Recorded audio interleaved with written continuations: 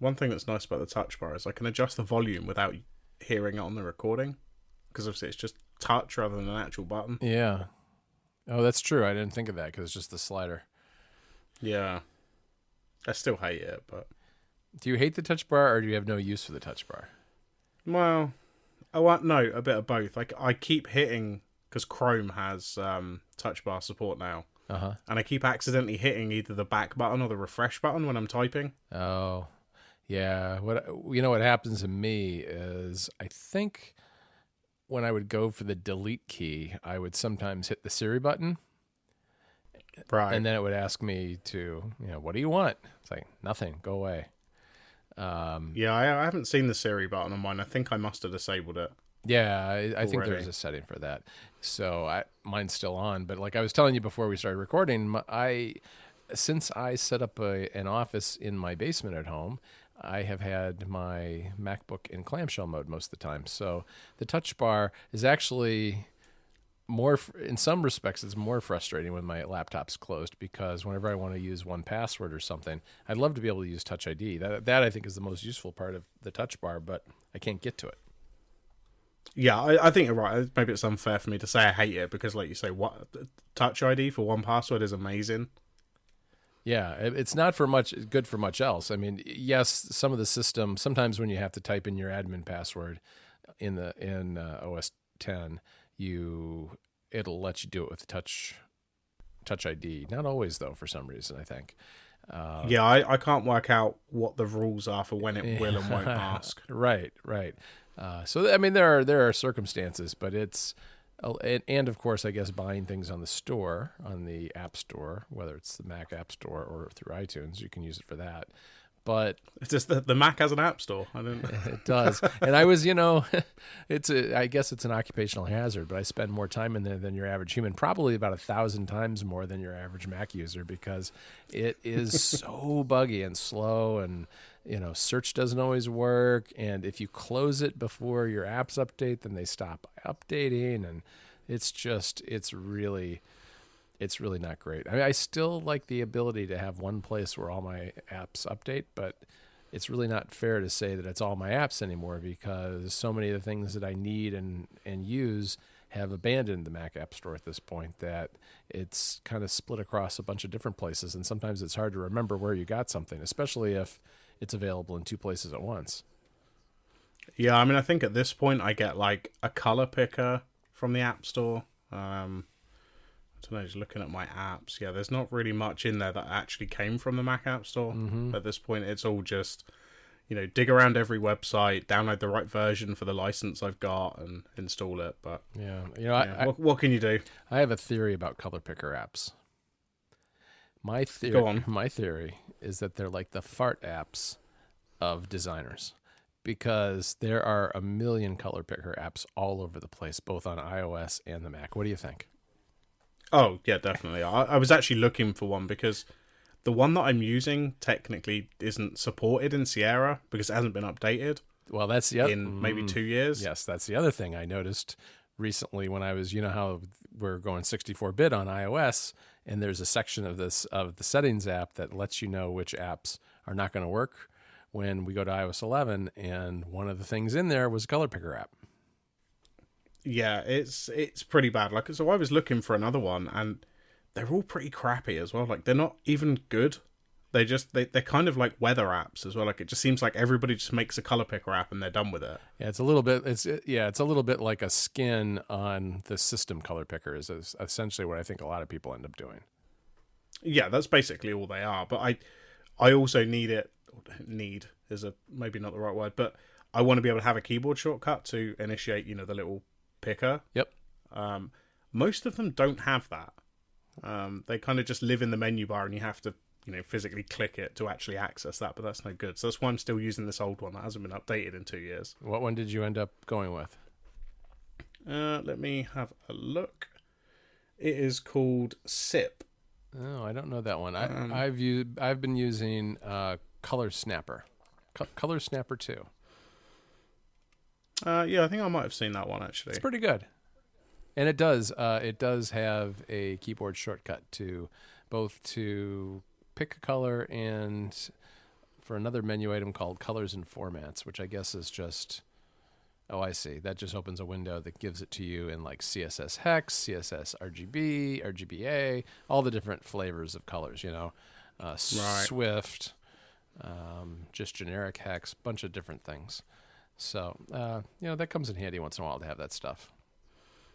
Yeah, I need it a lot less because, Chrome, I guess a year or two ago, added a color picker if you're editing inline styles, inline CSS. Oh, okay. So I obviously if I'm in that, which is generally where I need colors, I can just use the color picker there. But I still like to have it around just in case. But yeah, I'm dangerous with any tool that has anything to do with art or design. yeah, mostly me too. To be fair, I probably shouldn't be doing too much design. Mostly because I'm just incompetent when it comes to that stuff. You told me that you did. I mean, we were talking about the TouchBar when we started all this, and you told me that you actually found a useful tool for the TouchBar. What was it? Yeah, so it's called Mute Me. It's by a company called Pixel Point. They've obviously just kind of made this as a experiment to see if they can do it. And what it does is add a mute button to the TouchBar, but it adds it on the right hand side where you normally have like volume and brightness there. And that will persist no matter what app you're in. So it doesn't need to be the frontmost app for it to exist. So it just sits there, I guess, where the Siri button normally is, if that's on. So, but this is it's a web app though, right? Or not? No, it's a Mac app. I'm pretty sure it's native. Oh, you know what? I opened up the web page, and it looks like all you have to do is press the button in the middle of the page, and it will mute. Oh, I see. It's a very clever web page. Yeah, I see how it works. They fooled me. Yeah, the website is pretty weird. Yeah, they fooled me. You tap on, but yeah, like it's kind of nice because it. Yeah, it looks great. I mean, it's. I didn't know that you could put things in the right hand side like that. Yeah, they did. I think they had a Medium post about it. Of course, they did. But they kind of had to experiment with how to get it to go there, and I don't know if they're using private APIs for that or not. I didn't really read the article too in depth. But it's certainly not something that most apps are doing yet. Yeah, I mean, Medium, you remind me of a gripe I have. I have a Medium gripe, and it's the same gripe I have with Anchor, and it's these services that won't let go of your content, anything you make. I understand the attraction to them because they seem to attract a fairly big audience. But I was looking at Anchor recently. That's for making podcasts basically now. You can record audio. They kind of bill it as an easy way to record audio. You can do it with your iPhone, which is good in one respect, but it also sounds pretty awful. And then you can call your friends and interview them, and it records it all and then puts it up online, and it hosts it for free, and it's very convenient. And what you trade is any ability to get that out of there, because you can export audio out of Anchor, but only by emailing yourself the audio files. There's no RSS feed or anything like that. I mean, can you imagine if we did this show, we decide, we've been on Anchor for 2 years, let's get our audio off, and you have to send yourself however many emails, 50, 60 emails. So there's no RSS feeds. No, there isn't. And what they will do is they'll very helpfully they'll take your RSS feed if you have an existing podcast, and they'll import it into Anchor and capture it, but they won't let it back out again. That's not a podcast. That's just a collection of audio files. If there's no RSS feed, that's not a podcast. There you go. I'm 100%. I'm 100% with you.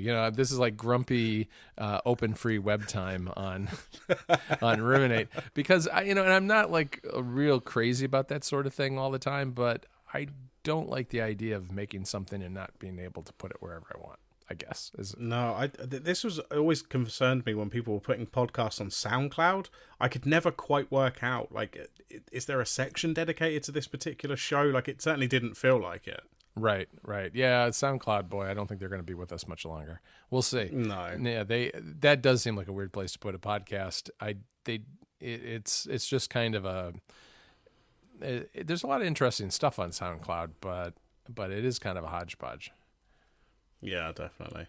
So, that's a good tool. I'm going to have to check that out. That might be something worthy of putting in the the Club Mac Stories Weekly.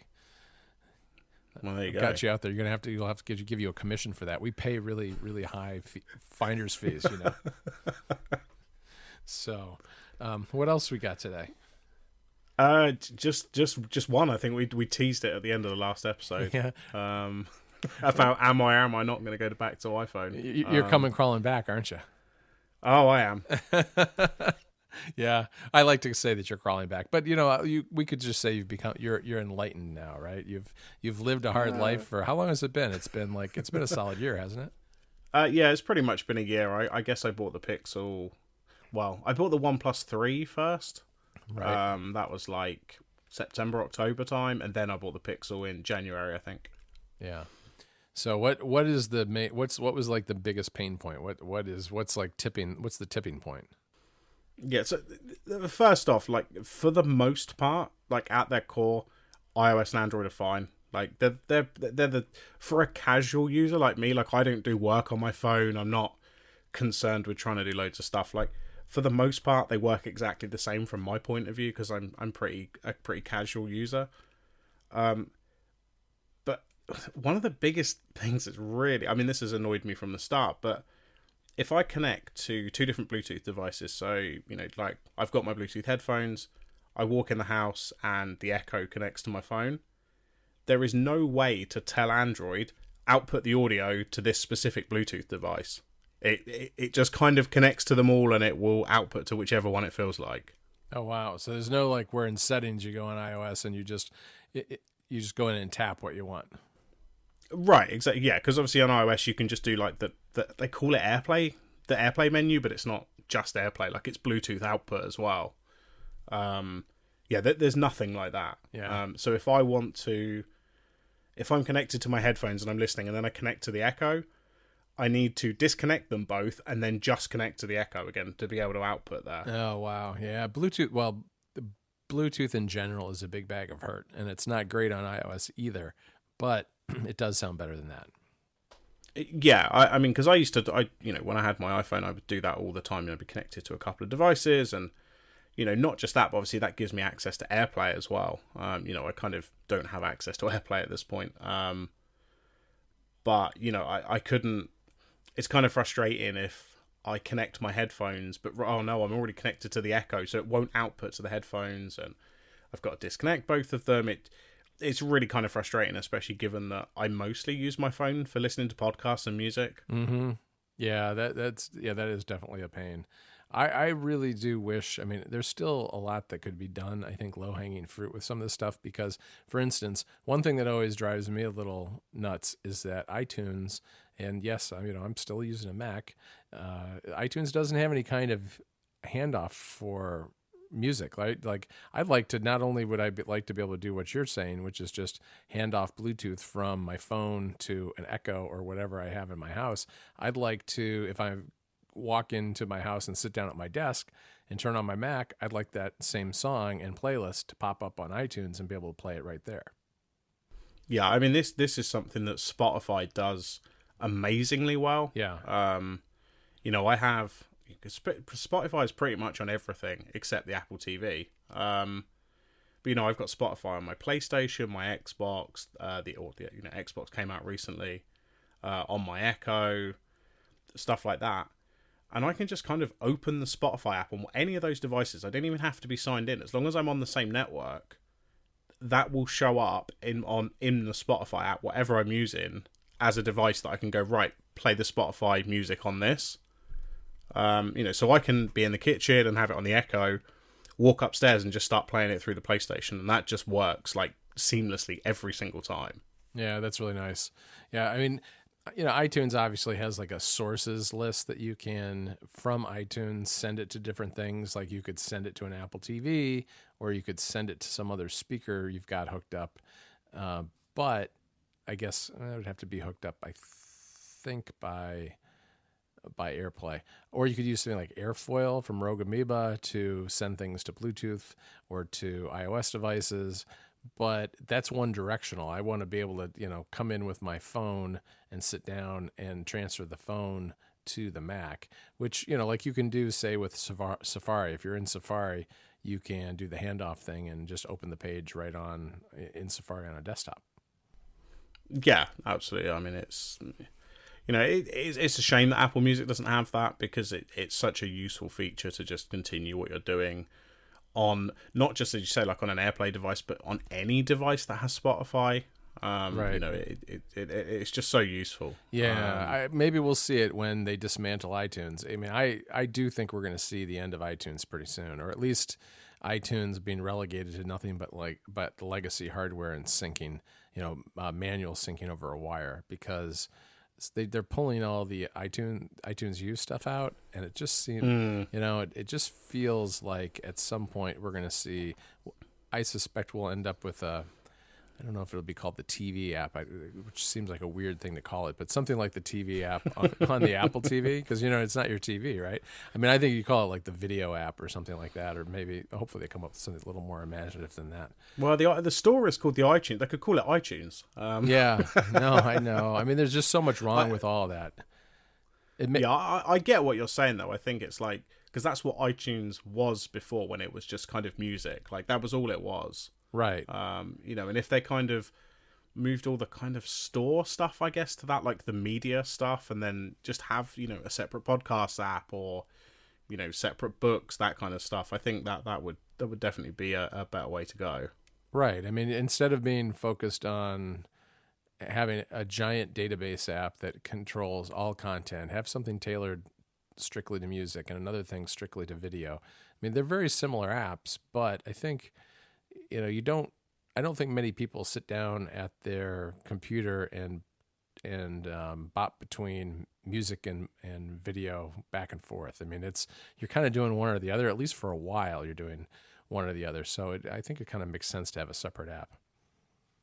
Yeah, definitely. All right, so I suppose we have to get back. We have to get back to you and what's going on here. So Bluetooth was a big factor. Yeah. This one is a bit controversial, possibly. Having a file system on a phone, like an accessible, honest to goodness, I can look through all the files on my phone. It's just stupid. I just want camera roll. I don't care that iOS doesn't, necessarily have a file system. You can't necessarily like download a zip or something like that. I don't care. Having a file system on a phone is ridiculous. Yeah, well, we're getting one kind of with the Files app, Yeah, I know, but that's still a very kind of controlled. This is where your files are. Yeah, right. I mean, it's more like content files. It's not like you can get into your application files. Like you can't like look at the contents of a package and see what peer behind what's inside an app or something like that.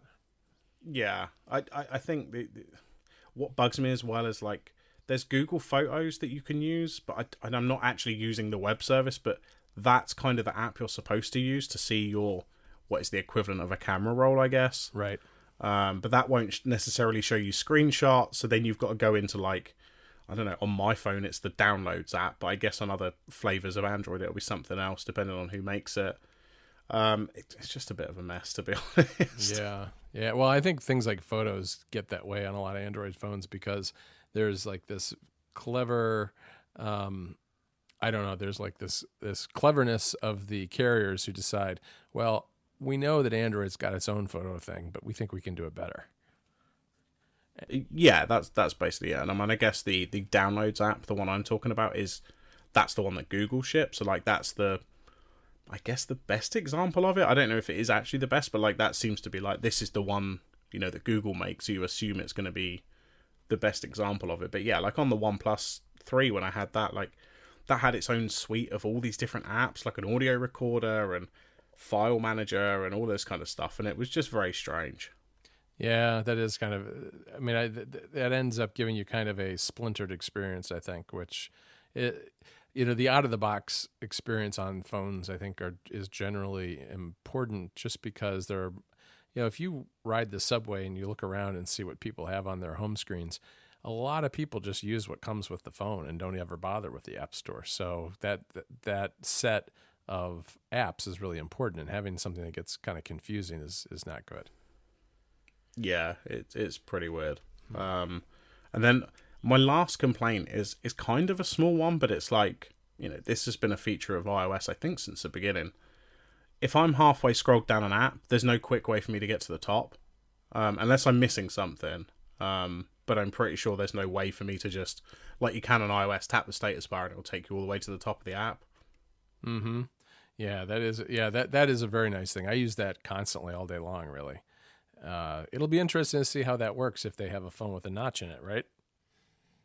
Yeah, that's a really good point, actually. I hadn't considered that. And, it's not a feature I want all the time. Partly because I don't use my phone that much compared to some people, but when I do want it, I'm really annoyed that it doesn't exist. Right. Well, I mean, I think even with a notch phone, they could always make it useful on the sides, but yeah, it is a nice feature to have. I was looking for stickers for this week's Club Mac Stories Weekly, and I found a set of stickers that were notch stickers. They were I couldn't believe that they're there, but they're basically pictures of iPhones with a notch out of them that you can buy. I don't know. It just struck me as really odd that wouldn't get blocked by somebody for just, if nothing else, out of spite. Yeah, that is a bit strange. Yeah. I don't know. I see some really strange things. I have a special pathway into the sticker store that allows me to see kind of the stickers as almost kind of chronologically as they're posted, so that I get to see everything, all the junk. And there is so much junk. Yeah, I can well imagine. Yeah. So I don't know. It's stickers right now on iOS 11. The iMessage store is completely broken on my phone. Like, fun. Yeah, it just won't load. And on my iPad, it loads, but much of you can't. There are no categories anymore, so you can't get into anything other than like the 20 that are highlighted on the first page. So I'm not really sure what's going on there. We're getting pretty late in the game, and it looks almost like it's being dismantled, which I'm sure is not the case, because they did go to the trouble of redesigning how apps and stickers work in messages. So I don't think that's the case. It's just that whatever they're working on, it's clearly not completely baked yet. Yeah.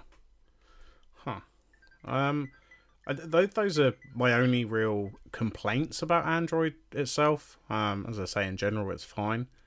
But the other two reasons I want to come back to the iPhone is, one, I miss my Apple Watch, and two, I want AirPods. No, yeah, AirPods are amazing. Yeah.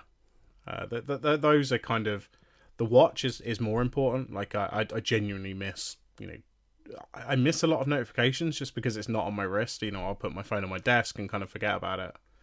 And yeah, I'm definitely going to get some AirPods as well. Yeah, I've really been enjoying the beta of watchOS 4. It's giving me a bit of an idea of what it might be like to have a watch that actually has a cellular chip in it. Because now they have a feature that when you put it, when you charge it overnight or whenever you charge it, it will automatically send music to your watch. It'll send the playlists that you've most recently listened to, and maybe some of the special ones that you have in Apple Music, like, My Favorites Mix, that sort of thing.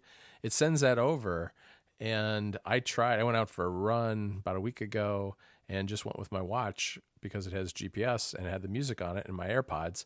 And it was it was a little bit like the first time I used Bluetooth headphones and realized how nice it was not to have a wire, because it's one of those things that kind of in the abstract seems like a small thing that might not be that big a deal. But once you try it and you're not lugging your phone, especially since I've got the plus size phone, lugging your phone along strapped to your arm, it was pretty nice. And with LTE, things like that music would just be that much easier, because you would actually get, I didn't get notifications. I wasn't able to get, iMessages or anything like that while I was out, or make a call, but I did have the music and the GPS and enough functionality that it seems like that would be a pretty nice thing to have.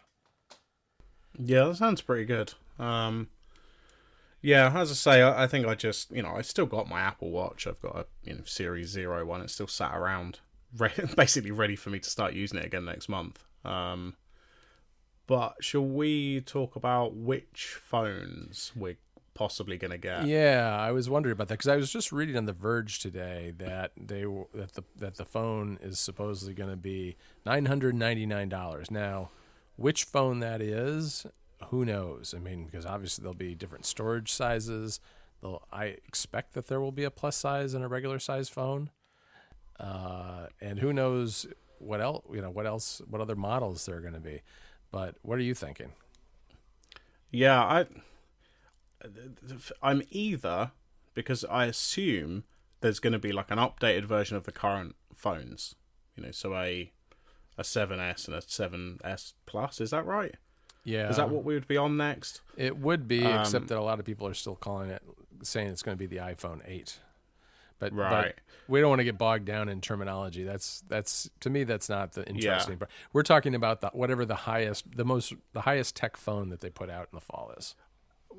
Well, because I thought the rumors were that there's going to be one that's like the 7, or there's going to be the 2 models that are like the 7, and then there's this like new super phone as well. Is that right? Like iPhone Pro. Right, exactly. It's kind of, for me, it's too much of an unknown right now. Like, I like what rumors I am seeing about the iPhone Pro. Mm-hmm.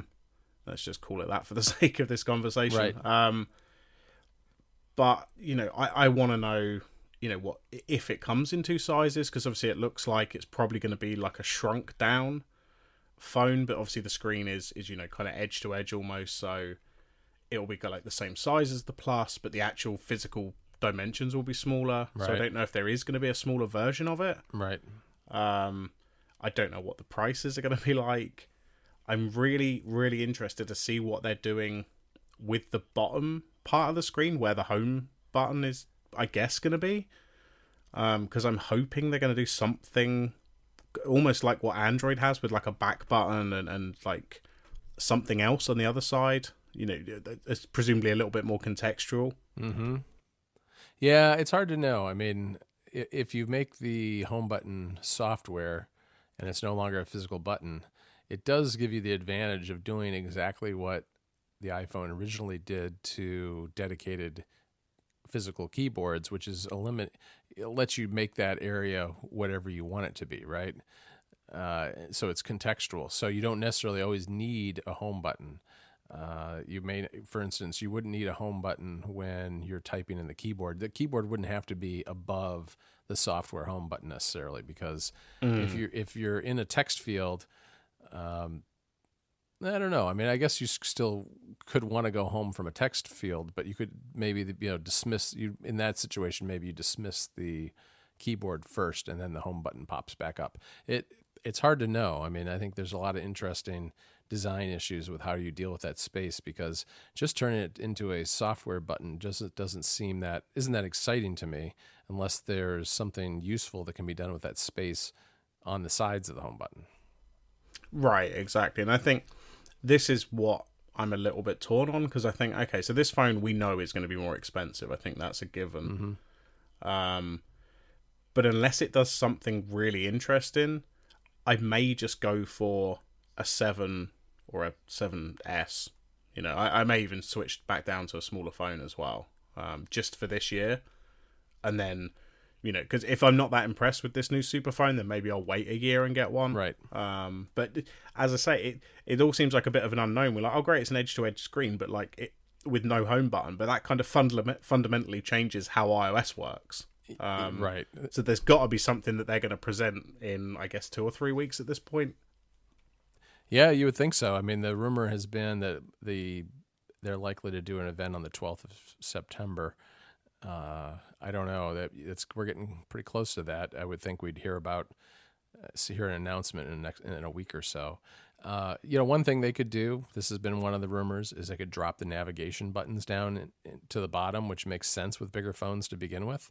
And that's the kind of thing that if it's done right, it's possible that could be detected by the system, which phone you're on, and you could build an app that just switches them depending on which model of phone it's running on. I don't know. It's kind of late in the game unless that's all done automatically by the system without the developer doing anything. I think it's kind of late in the game to ask developers to implement that for day one. Yeah, definitely. Yeah, As I say, I think it's going to be a pretty interesting event because, as I say, that they're going to have to say, right, we've changed this phone. It's edge to edge with the screen, or more or less. Here's how the system's going to work now. right. Right. Yeah, I'm on that thing where you get the new phone every year. It's like a program. You're basically leasing your phone. And I joined that last year, so I pay, I don't know, maybe $30 or $40 a month for my phone, basically over time. But and if I don't get a new phone, I think it's paid off over the course of 2 years. But at the end of the first year, I can replace it with a new phone, and I'm sure they'll be more than willing to take a little bit more per month for me to get a more expensive phone, and it won't feel that expensive at the time because it'll be, it's just another $10. Yeah, I as you say, I think I may do something like that. Like I might, right now I just pay for my phone outright and then pay for a SIM only contract, on just a month by month basis. Right. But if the phone's really expensive, I might price up what a contract, with a subsidized, you're paying for it, but a phone that they give me, and I just give them, as you say, £40 or £50 a month or something. Right. But again, because we don't know what price this phone's going to be or when it's going to be available or anything like that, like I can't really make any informed decisions other than, it looks like it's going to be pretty. And that's not really enough of a judgment to decide if I want it or not. Right. I know I want it just because I want something my phone can never be fast enough, and can never. Oh yeah. I mean, I actually do work on my phone a lot, but there is a rumor that there's going to be a 512 gigabyte version of this phone, which that even I think is beyond what I need. I mean, now that there's more and more stuff going, the phone's smarter about things like not having every file downloaded from iCloud Drive, for instance. And there's a new feature in iOS 11 that actually will uninstall. It leaves the icon there, but it kind of uninstalls apps without deleting their saved data, whatever your data is, if you haven't used it for a long time. So someone like me, who gets made fun of constantly now by a certain Italian friend of mine, because I had at one point 715 apps on my iPhone. There probably a lot of those would just go away, right? At least temporarily. Now, so does it indicate to you that it's been taken off the device, even though the icon's there? Like, is it obvious that that's happened? Yeah, and I can't remember how. I don't know if it's grayed out or if there's like a download error or something like that. But there is an indicator, and it's that's great. You could get caught up. You could get caught off guard by that if, say, you're on an airplane and you don't have a Wi-Fi connection or a cell connection that you can use to download it. But I think on balance, it's probably a good thing to have, especially if you have if you download a whole bunch of games that you like to play once in a while, but they're big and you don't need to have them on your phone the whole time. I think it's a little bit like what the Apple TV does, where it's only for games. A lot of the games, they only download a portion of the game, and then it comes in chunks as you progress through levels and that sort of thing. Yeah, definitely. Yeah. Well, there you go. So I guess me and you are going to be spending a lot of money, whatever happens. I know we are. We are. I may. Yeah, we'll see. I've got some plans. We'll see how it goes. I may find a way to get an iPad yet this year too. I got a 4K Apple TV that's coming as well. I want one of those. So all the things. That'd be another £150. And I'm trying like crazy to get one of these SNES classics. And I see every time I see someone tweet about it being at some store, I see it like 20 minutes after the tweet, shows up and they're sold out. Yeah, it's got talking of stuff like that on Nintendo. I actually did manage to get the Ocarina of Time amiibo today from the Nintendo website. Oh wow! Yeah, they appeared in stock for maybe an hour. They certainly didn't sell out as quick as the the SNES does, but yeah, I managed to get in there, and I think I got a Wind Waker one as well so I could have free delivery. Yeah, I may have to go stand in a line for that one. For the classic, I don't know. I mean, I really want the classic, especially since they've got Star Fox 2 in there. They've got a game that that was never released, right? And this is the only way to play it. Yeah, it's I know it's a lot of money. I don't think I want. I mean, I have a Raspberry Pi set up with some emulation, but as you say, I can't play Star Fox 2. But I guarantee you, within a couple of days of that SNES being out, somebody would have ripped that and put it on the internet. Not that I could possibly condone that, because that would be stealing. Yeah. It'll be available is all you're saying. Yeah, that's all I'm saying. I wouldn't do that, but it'll definitely be available. The one that I really want is the SNES Classic, the European version. With you've seen what the difference is between the US and the European one? Yeah, yours is ugly as hell. Yes, I like the colored buttons that you have on yours. Yeah, I don't know. I mean, yeah, it is ugly, but it's that's the way it was back in the day when they came out too, right? I mean, that was the difference. Oh yeah. Because I think the one from Europe is the same as Japan, right? At least in the color scheme and everything. I think so. Yeah, I'm not too sure. I haven't paid too much attention because I didn't want to spend the £80 it was going to cost me. Yeah. It's still niggling in the back of my mind that I know I can still get one. Right. Because I know somebody who's getting more than one. Oh, okay. It's not Mike Hurley, is it? He buys lots of multiple things of everything now. It's not Mike. Okay. Just for the record, it's not Mike. I wouldn't be surprised. I wouldn't be shocked, but okay. Yeah, I don't know. I mean, I think that when Nintendo designed that and made the special US one with just purple buttons, they must have just decided that Americans couldn't handle color. Yeah. Or at least not more than one color. Too much excitement. Yeah. Well, anyway, I'll go with whatever I can get, whether I can get my hands on one or the other. Yeah. And it's supposed to be coming up, I guess. I think that's coming out in September 29th, I want to say. Yeah, something like that. Yeah, the Metroid game is coming out on the 15th. I saw a little trailer for that today. Yeah. For the 3DS. And they've got exclusive Rocket League cars on the Switch version of Rocket League. I saw that. There's a Mario one, and then there's another one, I think. There's a Luigi one and a Metroid one. Metroid one, right. Yeah. I kind of might have to buy Rocket League again because I want those cars. I think that game is going to be fun on the Switch. I'm looking forward to seeing it on the Switch. I like the fact that the Switch is relatively small, and I can get away with having it in my living room without it looking like a big, gross piece of plastic that makes a lot of noise. Yeah. So, I mean, just the standard black Xboxes and PlayStations are really ugly. Yeah, so it just kind of fades into the background, and that has made for, I guess, it just works now.